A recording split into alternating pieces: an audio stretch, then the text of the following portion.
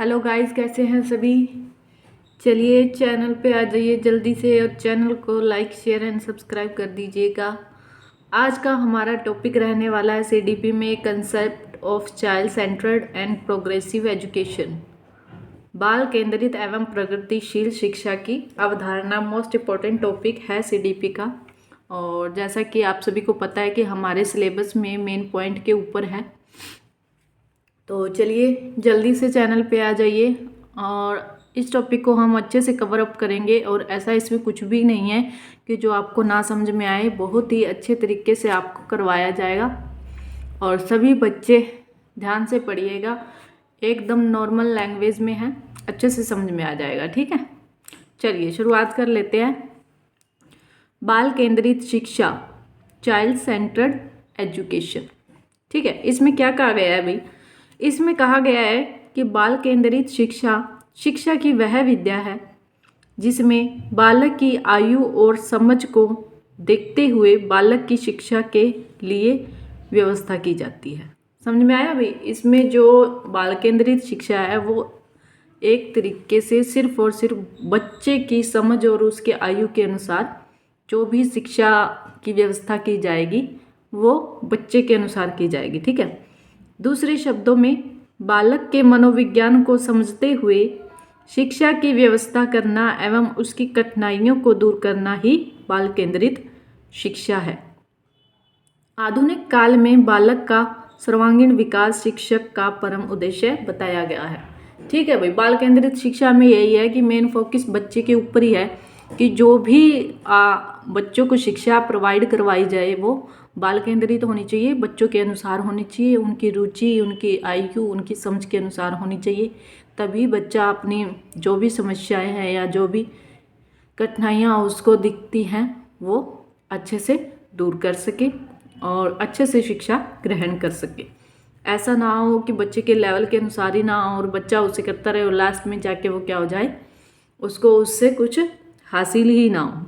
तो बाल केंद्रित शिक्षा का मुख्य उद्देश्य यही है भाई कि बच्चों को जो भी शिक्षा दी जाए वो बच्चों के अनुसार दी जाए। ठीक है, चलिए आगे इसमें क्या कहा गया है कि बाल केंद्रित शिक्षा की जो कुछ मुख्य विशेषताएं बताई गई हैं वो इस प्रकार हैं, देख लेते हैं।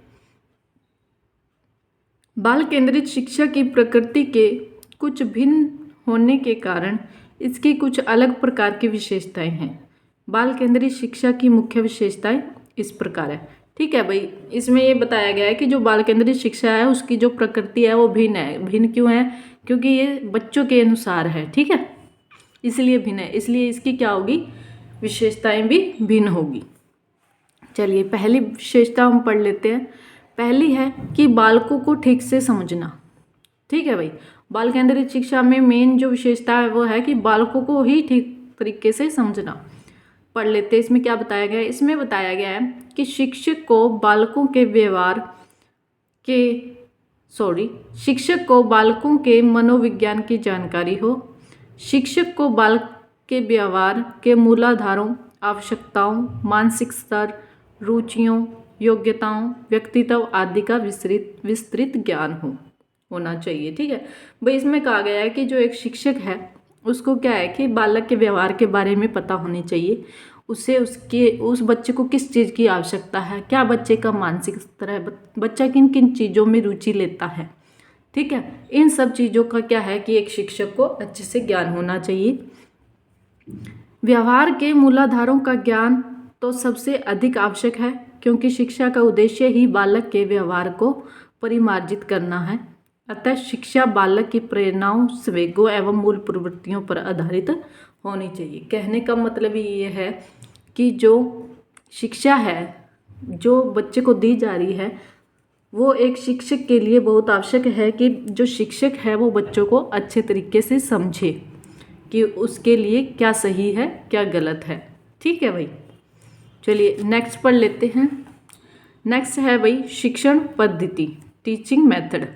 ठीक है, अब ये इसमें ये बताया गया है कि जो बाल केंद्रित शिक्षा है उसके लिए शिक्षण पद्धति कैसे होनी चाहिए। ठीक है, चलिए पढ़ लेते हैं। शिक्षा शास्त्र शिक्षक को यह बताता है कि बालकों को क्या पढ़ाया जाए। ठीक है, परंतु असली समस्या है कि किस प्रकार पढ़ाया जाए।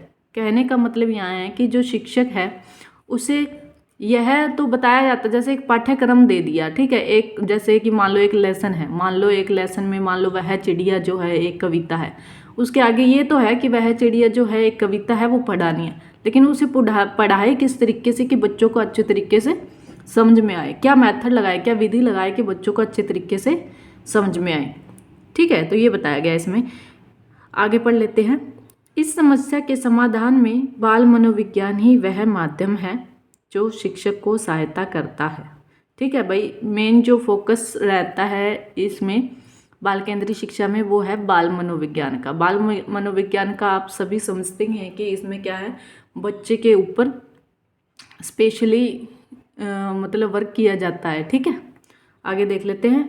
बाल मनोविज्ञान सीखने की प्रक्रिया, विधियों, महत्वपूर्ण कारकों, लाभदायक और हानिकारक दशाओं, रुकावटों, सीखने का वक्र तथा परीक्षण, संक्रमण आदि विभिन्न तत्वों से परिचित कराता है, ठीक है भाई। जो बाल मनोविज्ञान है वो क्या करवाता है कि सीखने की प्रक्रिया, उसमें जो विधियां हैं, उसमें जो महत्वपूर्ण कारक है, लाभदायक या हानिकारक कुछ दशाएं हैं, और सीखने के लिए किन किन चीज़ों में रुकावट आती है, किन किन चीज़ों का परीक्षण लेना है आदि, ये सब क्या है बाल मनोविज्ञान के अंदर शामिल है, ठीक है।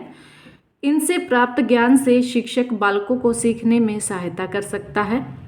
शिक्षा मनोविज्ञान शिक्षण की विधियों का भी मनोवैज्ञानिक विश्लेषण करता है और उसमें सुधार के उपाय बतलाता है। बाल केंद्रित शिक्षा में शिक्षण विधि को प्रयोग में लाते समय बाल मनोविज्ञान को ही आधार बनाया जाता है, ठीक है। मैंने जैसे कि आपको बताया है कि जो बाल मनोविज्ञान है वो बहुत ही इम्पोर्टेंट है बाल केंद्रित शिक्षा के लिए। ये सभी बच्चों ने अच्छे से याद कर लेना है और बहुत अच्छा टॉपिक है, सभी बच्चों ने अच्छे से कवर अप करना है, ठीक है भाई। सभी बच्चे अच्छे से कवर अप करेंगे चीज़ों को, और जो भी आपको टॉपिक करवाया जाता है बहुत ही अच्छे तरीके से, बेहतरीन तरीके से करवाया जाता है, आपके लिए टू द पॉइंट है। चलिए आगे कर लेते हैं भाई। चैनल को लाइक शेयर एंड सब्सक्राइब जरूर कर दीजिएगा, ठीक है। चलिए, मूल्यांकन एवं परीक्षण विधि, इवैल्यूएशन एंड टेस्ट, ठीक है भाई। ये भी एक बाल केंद्रित शिक्षा में बहुत इंपॉर्टेंट है। इसमें क्या कहा गया है भाई, पढ़ लेते हैं। शिक्षण से ही शिक्षक की समस्या हल नहीं हो जाती, उसे बालकों को ज्ञान और विकास का मूल्यांकन और परीक्षण करना होता है। भाई ये तो है ही कि सिर्फ एक पढ़ाने से ही शिक्षक का काम खत्म नहीं हो जाता है, बल्कि जो बच्चों को उसने पढ़ाया है उसका बच्चों को कितना फ़ायदा हुआ है, कितना ज्ञान प्राप्त हुआ है, ठीक है, उसका मूल्यांकन और उसका परीक्षण तो करना ही होता है, ठीक है। आगे चलिए। मूल्यांकन से बालकों की उन्नति का पता चलता है, जैसा कि मैंने बताया कि बच्चों ने कितना विकास किया, कितना ज्ञान प्राप्त कर लिया जो पढ़ाया हुआ है, ठीक है। शिक्षा की प्रक्रिया में शिक्षक और शिक्षार्थी बराबर यह जानना चाहते हैं। इसमें यह नहीं है कि सिर्फ शिक्षक ही जानना चाहता है, इसमें जो पढ़ने वाला बच्चा है वो भी जानना चाहता है कि मैंने कहाँ तक अच्छे से कवर अप कर लिया। जैसे कि आप सब बच्चों को पता ही है कि अभी बीच बीच में क्या हो गया है कि स्कूलों के अंदर बच्चों के मतलब 1 मंथ में जो टेस्ट लिए जाते हैं 20 मार्क्स के, उसमें ये इन्हीं चीज़ों का पता चलता है, ठीक है। कि उसमें एक बच्चे को भी पता चलता है कि जैसे उसमें 2 लेसन करवा दिए, 3 लेसन करवा दिए, उसके बाद उनका क्या है एक टेस्ट ले लिया जाता है, जिससे बच्चे को पता रहता है कि मैंने जो भी 3 लेसन दिए हैं, लेसन देने के बाद जो टेस्ट दिए हैं उसमें उसके बच्चे की गलतियों का पता चलता है। उसमें उसको पता रहेगा कि हाँ मैंने यहाँ थोड़ा सा छोड़ दिया है, मतलब मुझे यहाँ से थोड़ा सा और तैयारी करने की आवश्यकता है, ठीक है। यही होता है इसके अंदर, ठीक है। आगे चल लेते हैं कि वे कहाँ प्रगति कर रहे हैं और यदि उनको सफलता या असफलता मिलती है तो क्यों, और उनसे क्या परिवर्तन किए जा सकते हैं, ठीक है भाई। जैसा कि मैंने बताया कि उन्हें पता चलता है कि मैंने कहाँ कमी छोड़ दी है, तो उसके लिए वो सोचेगा कि उसमें कितना परिवर्तन करना चाहिए, मुझे कितनी तैयारी करने की आवश्यकता है, ठीक है। सभी समस्याओं के समाधान के लिए मूल्यांकन के साथ साथ विभिन्न परीक्षणों या मापों की आवश्यकता होती है भाई, ठीक है। सभी समस्याओं का जब निवारण करना होता है तो भाई उसके लिए परीक्षण और माप की या मूल्यांकन की आवश्यकता रहती है। ठीक है भाई, नेक्स्ट है हमारा पाठ्यक्रम की प्रकृति, सिलेबस। ये बहुत इंपॉर्टेंट है। ठीक है भाई, बाल केंद्रित शिक्षा में चलिए पढ़ लेते हैं। समाज और व्यक्ति की आवश्यकताओं की पूर्ति को ध्यान में रखते हुए स्कूल के पाठ्यक्रम की प्रकृति व्यक्तिगत भिन्नताओं, प्रेरणाओं, मूल्यों और सीखने के सिद्धांतों के मनोवैज्ञानिक ज्ञान पर आधारित होनी चाहिए। ठीक है भाई, कहने का मतलब क्या है कि समाज और व्यक्ति, जो व्यक्ति समाज में रहता है वह उनकी आवश्यकताओं की पूर्ति करने के लिए, मतलब जब हम किसी समाज में रहते हैं तो हमें बहुत सारी चीज़ों की आवश्यकता पड़ती रहती है। ठीक है, उन चीज़ों को पूरा करने के लिए क्या होता है कि हमें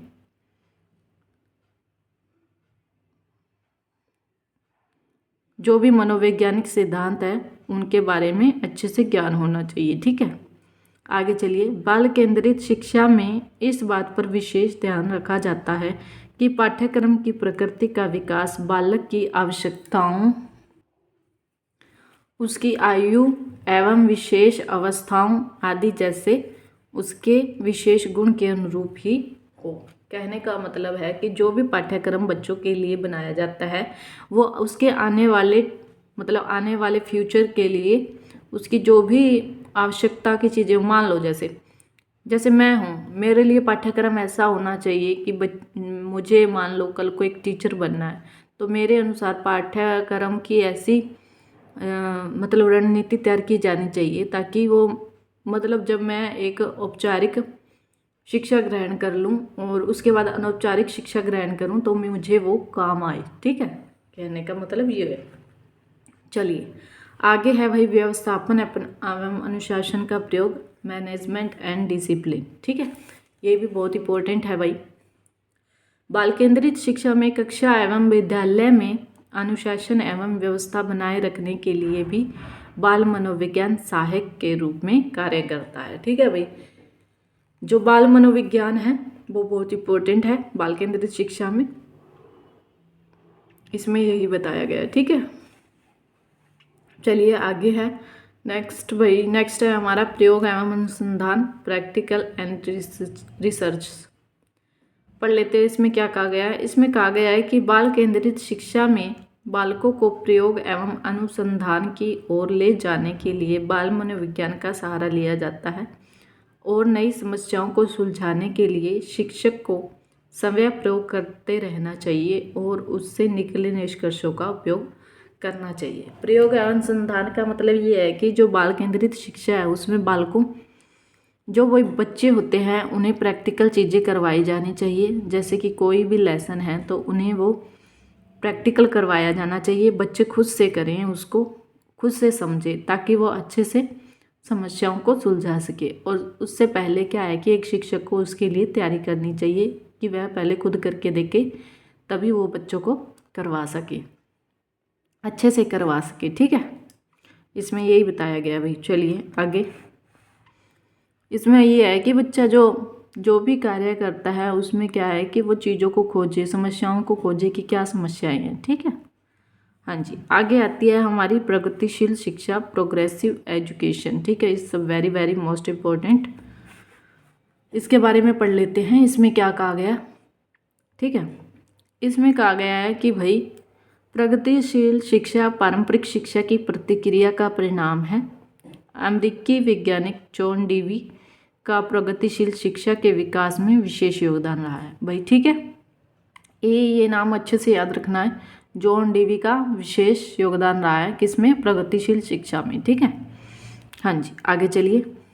आगे कहा गया है कि प्रगतिशील शिक्षा का तात्पर्य शिक्षा का एकमात्र उद्देश्य बालक की शक्तियों का विकास है। व्यक्तिक भिन्नता के अनुरूप शिक्षण प्रक्रियाओं में भी अंतर रखकर इस उद्देश्य को पूरा किया जा सकता है। ठीक है भाई, कहने का मतलब है कि जो प्रगतिशील शिक्षा है उसका जो महत्वपूर्ण उद्देश्य है वो है भाई बालक की शक्तियों का विकास, कि बालक के अंदर किन किन चीज़ों का विकास किया जा सकता है।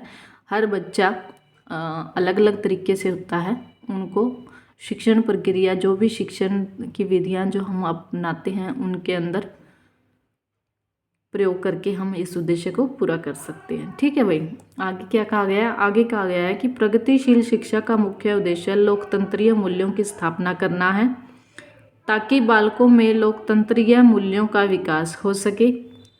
जॉन डीवी ने प्रगतिशील शिक्षा के तहत शिक्षा में 2 तत्वों का विशेष रूप से महत्वपूर्ण माना है। ठीक है, कहने का मतलब है कि भाई प्रगतिशील शिक्षा के अंदर लोकतंत्रीय मूल्यों का विकास होना बहुत आवश्यक है। ठीक है भाई, इसमें विशेष रूप से जो 2 तत्व बताए हैं वो इस प्रकार है, पढ़ लेते हैं उनके बारे में। तो भाई इसमें पहला है, प्रथम है भाई रुचि, दूसरी है प्रयास। ठीक है, इसमें इन 2 महत्वपूर्ण तत्वों को माना गया है प्रगतिशील शिक्षा में, पहला रुचि और दूसरा प्रयास है। चलिए आगे पढ़ लेते हैं हम। आगे है भाई सर्व शिक्षा अभियान SSA, इसके बारे में भी पढ़ लेते हैं। ठीक है, ये इम्पोर्टेंट है, क्वेश्चन पूछा जा सकता है क्योंकि सिलेबस के अंदर हमारा मेन टॉपिक है बाल केंद्रित शिक्षा और प्रगतिशील शिक्षा की अवधारणाएं। ठीक है, इसमें पढ़ लेते हैं। सर्व शिक्षा अभियान में कहा गया है कि सर्व शिक्षा अभियान भारत सरकार द्वारा 2000 से 2001 में प्रारंभ किया गया था। अच्छे से याद रख लेना है, मैंने मार्कअप किया हुआ है, ये नंबरिंग जो है वो पूछी जा सकती है। ठीक है, इस अभियान के अंतर्गत सब पढ़ें सब बड़े का नारा दिया गया है। अच्छे से याद रखना है क्या नारा है सर्व शिक्षा अभियान का। सर्व शिक्षा अभियान के अंतर्गत निम्नलिखित लक्ष्य निर्धारित किए गए हैं, उनको पढ़ लेते हैं कि वो लक्ष्य क्या क्या हैं। ठीक है, पहला है भाई वर्ष 2003 तक सभी बच्चों को विद्यालय में लाना। दूसरा है वर्ष 2007 तक 5 वर्ष की आयु वाले सभी बच्चों की प्रारंभिक शिक्षा पूरी करवाना। और तीसरा है भाई वर्ष 2010 तक 8 वर्ष की आयु वाले सभी बच्चों की प्रारंभिक शिक्षा पूरी करवाना। ठीक है, ये तो इनके लक्ष्य निर्धारित किए हुए हैं, किसके? सर्व शिक्षा अभियान SSA के। ठीक है, इसमें से इन्होंने कुछ उपलब्धियां प्राप्त की हैं, वो जान लेते हैं कि इन्होंने क्या क्या प्राप्त कर लिया है। इनका पहला है स्कूल दाखिला अनुपात जो 1950 से 51 में 31.1% था, 2003 से 4 में बढ़कर 85% हो गया है। ठीक है, ये इनकी उपलब्धि है और काफ़ी अच्छी है। सेकंड पे है, इन्होंने कहा है अभी प्रथम कक्षा से 8वीं कक्षा तक पढ़ने वाले सभी लड़कियों एवं अनुसूचित जाति के लगभग 6 करोड़ बच्चों को निःशुल्क पाठ्य पुस्तकें वितरित की हैं। भैया इनकी उपलब्धियां हैं कि सभी जो 6 करोड़ बच्चे हैं, स्पेशली लड़कियां और जो अनुसूचित जाति के होते हैं, जो बैकवर्ड क्लास के होते हैं, उनको क्या है कि पाठ्य पुस्तकें वितरित की हैं। वितरित का मतलब बांटी है, वो भी क्या निःशुल्क बांटी है। ठीक है, थर्ड नंबर पे आता है भाई 2001 के बाद लगभग 2 लाख नए स्कूल खोले गए। ठीक है, कब खोले गए भाई ये याद रखना है, मार्कअप कर लेना। 2001 के बाद लगभग 2 लाख नए स्कूल खोले गए और लगभग 5 लाख नए शिक्षकों की नियुक्ति की गई। ठीक है, ये इनकी उपलब्धि है भाई। ठीक है, आगे फोर्थ नंबर पे है। फोर्थ पे है भी सर्व शिक्षा अभियान के फलस्वरूप विद्यालय छोड़ने वाले बच्चों की संख्या में भारी कमी लाने में सफलता प्राप्त हुई। कि शिक्षा की जो भाई विधि है, जो अच्छे से विद्यालय को चलाए गए हैं, टीचरों की ओर मतलब नियुक्ति की गई है, इसके कारण क्या हुआ है कि इनको सफलता प्राप्त हुई है कि बच्चों की संख्या कम हुई है, कि बच्चे ना पढ़े, बच्चे सभी विद्यालय में आने लगे हैं। लेकिन किंतु वर्ष 2010 तक यह सफलता लक्षित अनुपात तक प्राप्त है। लेकिन क्या है कि जो 2010 तक इन्होंने लक्ष्य रखा था, लेकिन तब तक ये पूरा नहीं कर पाए थे। और ऐसा तो देखो होता ही है, अभी भी बहुत सारे बच्चे ड्रॉप आउट रहते हैं। जैसे सभी जानते ही हैं कि हमारे हरियाणा में KVS का कार्यक्रम चल रहा है SSA के दौरान। इसमें क्या होता है कि जो ड्रॉप आउट बच्चे हो जाते हैं, उन बच्चों को वो EVS का मतलब होता है एजुकेशन वॉलंटियर्स, वो इन चीज़ों को क्या है कवर अप करते हैं। ठीक है, उन्हें ब्रिज कोर्स करवाते हैं और उनको शिक्षा की मुख्य धारा के साथ जोड़ते हैं। अभी भी जो हमारा बच्चों का जो ड्रॉप आउट का सिस्टम है, मतलब बहुत सारे बच्चे ऐसे होते हैं जो बीच में ही पढ़ाई छोड़ देते हैं, वो इस वजह से होता है क्योंकि कुछ फैमिलीज़ जो होती हैं वो माइग्रेंट होती हैं, जिसके कारण ये सब होता है। क्योंकि बच्चे इधर से उधर आते जाते रहते हैं और फैमिलीज़ वही वर्क करने के लिए एक जगह से दूसरी जगह तक जाती रहती हैं। इस वजह से जो बच्चों का जो ड्रॉप आउटिंग सिस्टम है वो बढ़ता रहता है हर बार। चलिए आगे पढ़ लेते हैं। आगे है भाई मध्याह्न भोजन योजना, mid day meal scheme. It's a very very important, सभी को अच्छे से इसको याद कर लेना है, ठीक है। चलिए भाई पढ़ लेते हैं मिड डे मील के बारे में, मध्याह्न भोजन के बारे में। यह है भाई इसका फर्स्ट पॉइंट है कि 15 अगस्त 1995 को पोषाहार समर्थन के राष्ट्रीय कार्यक्रम मध्याह्न भोजन योजना की शुरुआत की गई। कब की गई भाई? 15 अगस्त 1995। याद रखना है, हर क्वेश्चन, हर एग्जाम में पूछे जाने वाला क्वेश्चन है ये, और पीछे CET में भी ये पूछा गया था, ठीक है। आई थिंक ग्रुप D में पूछा गया होगा ये, ठीक है, जरूर पूछा जाता है। इसका ये भी पूछा जाता है कि ये सबसे पहले कहाँ शुरू किया गया। सबसे पहले तमिलनाडु में शुरू किया गया था, ये ध्यान रखना सभी ने, ठीक है। चलिए भाई सेकंड नंबर पे है, इस योजना के अंतर्गत पहली से 5वीं कक्षा तक के बच्चों को 80% उपस्थिति पर प्रति माह 3 किलोग्राम गेहूं अथवा चावल दिए जाने की व्यवस्था की गई थी। भाई शुरू में क्या किया गया था कि जो भी बच्चे 80% प्रेजेंट रहेंगे स्कूल के अंदर, उसको क्या कहेंगे, उसको 1 महीने के 3 किलो गेहूं और चावल दिए जाने की व्यवस्था की गई थी। किंतु इस योजना का पूर्ण लाभ छात्र को न प्राप्त होकर उसके परिवार को मिल जाता था। अब क्या कर दिया है कि अब आगे इसको क्या कर दिया है कि 1 सितंबर 2004 से पके पकाए भोजन उपलब्ध कराने की योजना आरंभ कर दी थी, ठीक है भाई। ये याद रखना है, जो नंबरिंग जो तारीख दी गई है इसको अच्छे से याद करना है, ये क्वेश्चन जरूर पूछा जाएगा एग्जाम में, ठीक है। आगे है भाई थर्ड नंबर पे, इस योजना के अंतर्गत विद्यालयों में मध्यावकाश में छात्र छात्राओं को सप्ताह में 4 दिन चावल से बने हुए भोज्य पदार्थ तथा 2 दिन गेहूं से बने हुए भोज्य पदार्थ दिए जाने की व्यवस्था की गई है। भाई अभी जो सिस्टम चल रहा है स्कूलों के अंदर मिड डे मील का, वो इसी से चल रहा है। और वही मिड डे मील कौन सी कक्षा तक के बच्चों को दिया जाता है, इस किसी को पता है? ये दिया जाता है वही 1st कक्षा से लेके 8th क्लास तक के बच्चों को, ठीक है। कितने क्लास को बच्चों को दिया जाता है? 1st क्लास से लेके 8th क्लास के बच्चों तक, ठीक है। ये याद रखना है मिड डे मील। मैं लिख देती हूँ यहाँ पे, जो मिड डे मील है वो किस कक्षा तक दिया जाता है, ठीक है। तो भाई आज की क्लास में इतना ही, और ये क्लास जो है बहुत ही इम्पोर्टेंट है, हमारे सिलेबस के अकॉर्डिंग है और टू द पॉइंट है। इससे बाहर इसमें से कुछ भी नहीं आएगा, गारंटीड है। आप सब लोगों के लिए बहुत ही अच्छा कंटेंट तैयार किया गया है। चैनल को भाई लाइक शेयर एंड सब्सक्राइब जरूर कर दीजिए, आप सभी से विनम्र निवेदन है। इससे क्या है कि मुझे बहुत हौसला मिलता है कि मेरा कंटेंट आपको बहुत पसंद आ रहा है। इसी तरीके से आप मेरे साथ बने रहिए। मिलते हैं नेक्स्ट वीडियो में नई टॉपिक के साथ, और सभी बच्चे अपने नोट्स जरूर बनाएं, ठीक है भाई। चलिए मिलते हैं नेक्स्ट क्लास में।